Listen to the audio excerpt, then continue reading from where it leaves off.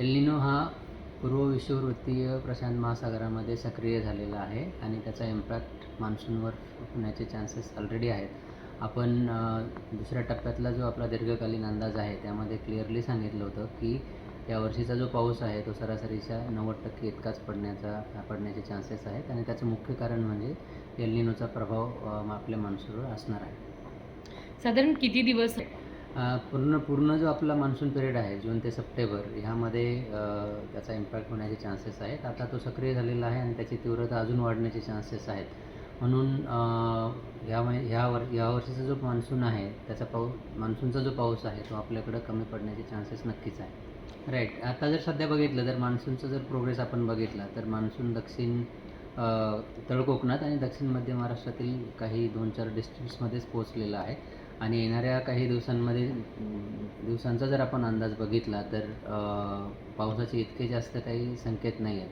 म्हणून मान्सून महाराष्ट्रामध्ये पुढे सरकण्यासाठी वातावरण अनुकूल नाही आहे आणि त्यामुळं जो काही पाऊस पडतो आहे तो वादळी स्वरूपाचा आहे आणि किंवा मग पूर्वमोसमी पाऊस आहे.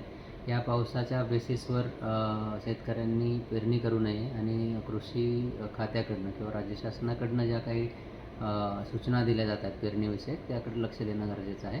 आणि ओव्हरऑल सीझनचं जर बघितलं तर नक्कीच पाऊस कमी आहे तर त्या दृष्टीनं नियोजन करणं गरजेचं आहे. नक्कीच यावर्षीसुद्धा जसं पूर्ण भारताचं आपण बघितलं की सरासरीच्या 90% इतका पाऊस पडण्याची शक्यता आहे तर महाराष्ट्रामध्ये सुद्धा स्पेशली मराठवाडा आणि पश्चिम महाराष्ट्रामध्ये किंवा विदर्भातसुद्धा पश्चिम विदर्भातसुद्धा ह्या वर्षीचा जो मान्सूनचा पाऊस आहे तो सरासरीपेक्षा कमीच पडण्याची शक्यता आहे.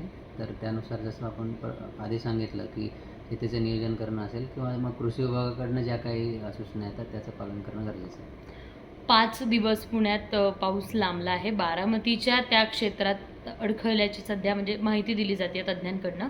तर नेमकं 5 दिवस येणाऱ्या 4 ते 5 दिवस नक्कीच आपण बघू शकतो की पुणे आणि परिसरामध्ये मान्सून पोहोचण्याचे चान्सेस नाही आहेत आणि तुरळक ठिकाणी काही ठिकाणी थंडरस्टॉर्म्समुळे किंवा वादळी पाऊस पडण्याची शक्यता आहे. त्याला आपण मोसमी पाऊस असं म्हणतो. तर तो पाऊस मान्सूनचा नसणार आहे.